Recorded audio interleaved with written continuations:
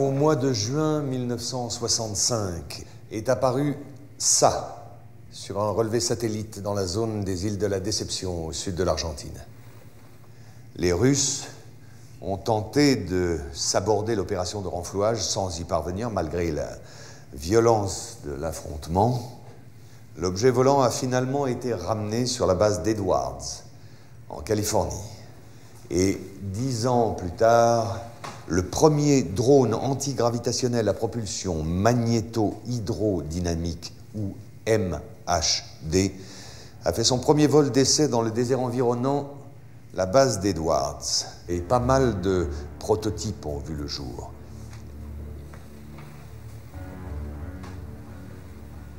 Les Belges en ont eu un petit aperçu lors de la vague de soi-disant ovnis en 1989 et 1990.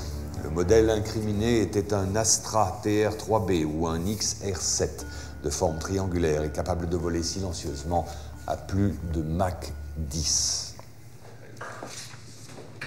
Je voudrais maintenant vous parler d'une autre application concrète d'une de ces technologies, le bombardier B-2. Sa phase de développement a commencé en 1981.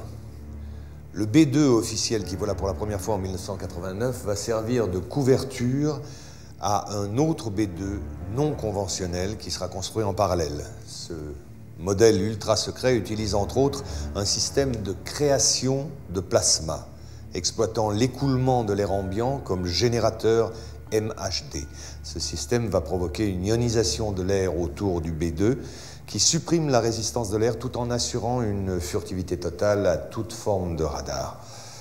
Ce bombardier nucléaire vole depuis 15 ans à plus de Mach 10, peut faire le tour de la Terre en quelques heures, ni vu ni connu.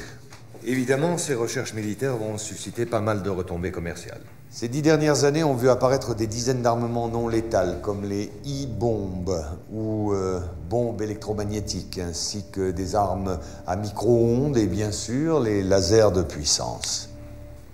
Le département de la défense américain, à travers la multinationale Raytheon, décide d'investir énormément d'argent dans un programme expérimental appelé le système HAARP, ou High Frequency Active Auroral Research Program.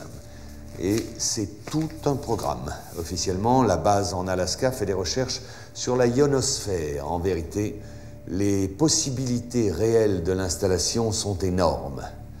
Manipulation du climat, détection profonde de bases souterraines ou de gisements, destruction silencieuse et à distance de n'importe quel objet, et surtout manipulation du comportement humain. Bien, en 1996, un satellite russe découvre en Antarctique l'épave presque intacte d'un immense vaisseau spatial dévoilé par la fonte des glaciers. Les prélèvements de glace indiquaient une date de crash remontant à 24 000 ans. Au même moment, une éruption volcanique dans les îles de la Déception, les mêmes que précédemment, obligea les Russes à demander de l'aide aux États-Unis, vu l'urgence et l'importance de la situation. Pour la récupération du vaisseau, ils ont dû lâcher l'affaire et ont évacué la zone en catastrophe. L'engin a finalement été détruit par les Russes, très énervés par la situation qui ne tournait plus à leur avantage. Aucun pays n'a jamais retrouvé une occasion pareille.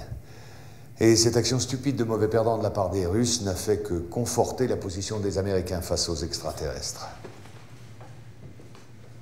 Si cet exposé vous a paru un peu long malgré mes efforts pour le simplifier, il était absolument nécessaire pour en arriver à la partie dont je vous ai parlé au début de mon exposé, c'est-à-dire la conspiration que nous appelons conspiration d'Orion. Notre groupe de recherche est persuadé que des ovnis construits par les Américains ou les Russes seront utilisés pour étayer le canular d'une attaque de la Terre d'origine extraterrestre. Les médias se chargeant du reste, bien entendu. La raison ? Une fois la menace du terrorisme international dissipée, l'économie de guerre des grandes puissances, États-Unis en tête, aura besoin d'un nouvel ennemi pour prospérer. La guerre sur Terre sera remplacée par une guerre spatiale contre un ennemi venu de l'espace. Messieurs, je vous remercie. Un dossier complet vous sera fourni à la sortie. Quant à moi, je vous reverrai bientôt pour un second update sur un tout autre sujet. Messieurs.